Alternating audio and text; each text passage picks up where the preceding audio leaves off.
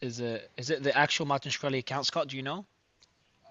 Apparently it Yeah. is. He definitely knows. He definitely knows something about fraud in So jail. Martin Shkreli tweeted the following. It's part of a thread. Him and Eric, sorry, commented that him and Eric were going back and forth. He says the following. I'd rather. So I'll read out what he says. Um, let me pin the. Okay, I pinned the last tweet in the whole back and forth. So it says no Fed charges for Hart, and then Eric will responds whether there's a parallel SDNY case we don't know yet about. We don't know about is anyone's guess at this point. I don't like to speculate too much on friends, ex-friends going to jail.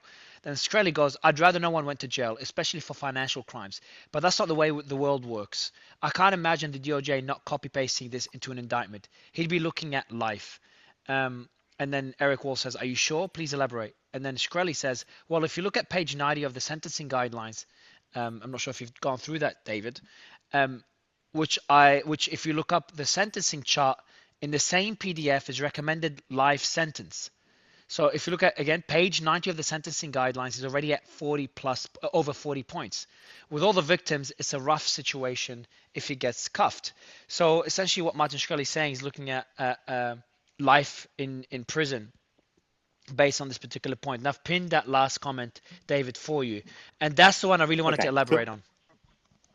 Okay, so let me start with a basic here, because I want to go back to what Rand said, because I understand why people who support Hex are going to talk like it's 202017 again. But Rand, well, I'm not a Hex supporter, just to be clear. No. I was talking about people who spoke after you, Rand is a Hex investor, a hodler. Rand, I'm saying for the people who spoke after you, you were just talking about how he's a genius who wants to be famous and does good. Who does that sound like? And I'm going to move on from that point because I want to get into the legal side of it because you guys don't have me here for my good looks. But, when we're talking about like geniuses who want to do good things, I'm sorry, like this is like we're, the definition of crazy here. We're going to keep banging our heads. Legally, with the SEC and what Martin's talking about, it's very, very important. I said this yesterday. And I said that I kind of was waiting for the second shoe to fall. And Mario, what you're talking about now is the second shoe. Something about this complaint doesn't ring true. And what doesn't ring true about this complaint right now is they talk a lot about Hex, but it's really focused on the actions after Hex more recently with the, the money and taking that. So what does the Hex tie into? And I think if you look at what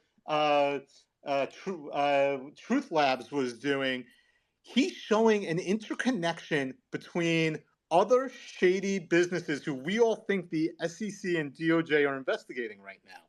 And what this possibly can be is the tie between Binance, Uniswap, Hex. These are all $1 billion. These aren't like 12, we kept saying yesterday, come on, did he really steal $12 million and they're going to go after him for $12 million if he's worth $1 billion? It didn't make sense. I'm with Rand. I think he's going to lawyer up and have a lot of money to spend.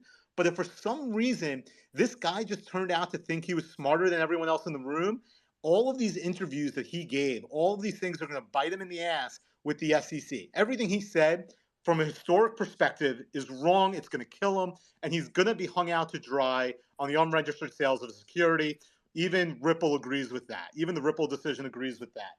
But what we're looking at right now, if you ask me, is the SEC is doing, and the DOJ, while we haven't seen the DOJ drop, we're going to see all of the interconnections. There are people who believe that, and I am not one of these, but that the cabal of crypto is tied and can be manipulated from within by large whales. If that's true, and we can see, and Truth Labs kind of pins this in some of his tweets, all of the guys who are turning around and are interconnected in the trading, market manipulation, and these things exist, that would be a hell of a second shoe to fall. And I can see the way we're looking at this right now, that's what we're talking about. David, why isn't it in the lawsuit?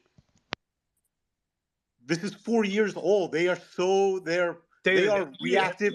They are reactive. Have you read the actual court documents? Because quite frankly, with all due respect, it sounds like you haven't at all. You've talked for 3 or 4 minutes, and I haven't heard anything. Well, I'm sure you do this for a living too. Again, the court documents. Have you read the court documents? I asked you a very simple question. I don't think you have. Well, what I said was there's another shoe to fall. You're not listening. Did you read the court documents? Because it sounds like you're bullshitting in front of all these people, and that's not helpful to anything that we're trying to accomplish. That's good, though. That's why people like you can come on here and talk about how it's not a security. Right, and now I'm asking you a direct question, and you're dodging it. So I'm not trying to figure it 100% out. saying yes. The So whole let me point is educate you have to agree what everybody they're in this accusing chat. him of. I'm going to educate everybody in this chat about the case points since David did a bad job of it. So the first thing is Hex's staking feature. This is one of the main points. Richard Hart developed a feature called staking for Hex, which allowed investors to lock up their Hex tokens. Okay, and they also talk about the 38% return. And they were very confused about that, how that can happen, but it's mathematical and on-chain, and that can be very easily explained. The second thing that they have a problem with are the large deposits. So between December 2019 and December 2020, they say that Hart accepted, and I quote, more than 2.3 million Ether worth over 678 million. So to answer your question, that's how Hex comes into play here. It might not have been you, it might have been somebody else. The third thing, and this was actually very weak when I went over this on stream yesterday. I went through the entire court document. They talk about Richard Hart's knowledge of securities laws, and they're trying to use that to say that he had enough knowledge to be able to try to manipulate the system. And they're all tying that together. The next thing, misappropriation of funds. Hart and Pulsechain allegedly misused $12.1 million of investors' funds. And that's how we tie in Pulsechain and PulseX to this equation. So we have a timeline, Hex initially, Pulsechain, and PulseX. And again, I'm reading straight from the court documents here, summary here.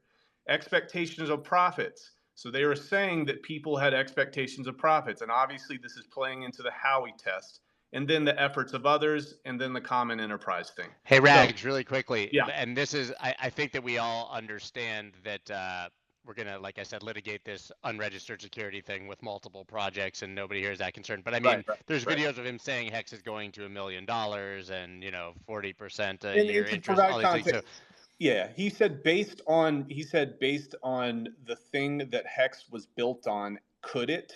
You know what? Maybe not. It could go there. That's right, but he's the founder, right? So I think the problem is that, and I'm not saying, I really don't have a judgment. I'm not deep down the rabbit hole, but like, it's semantics, right? We were arguing this yesterday. No, are people sacrificing or are they investing? Like it's not it could or it would.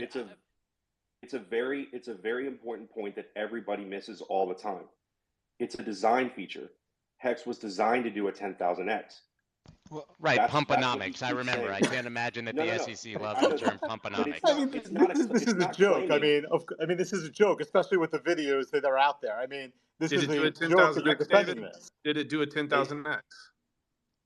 That's the whole point. Just because something does a 10,000x doesn't make it legal. Your argument is that it's a joke because he said that it's designed to do a 10,000x. Did it do a 10,000x? My whole point is that you're not understanding that all I've said, and you're actually agreeing with me, is that there's a second shoe to fall here.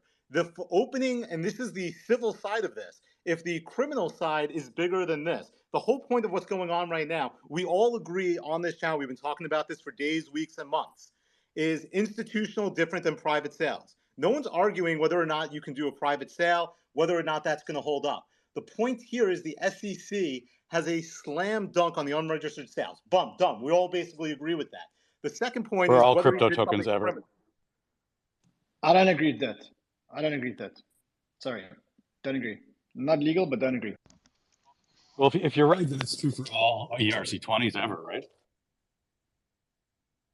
I mean, the Hex chart doesn't look that different from 99% of altcoin charts, right? And so, listen, you can say whatever you want, but it's disingenuous to pretend that just because something is down 90%, that it was necessarily a scam, because that's the entire market, which people would argue. So, like, I don't use that as evidence that it was a scam because it went up and went down. I mean, welcome to the bear market.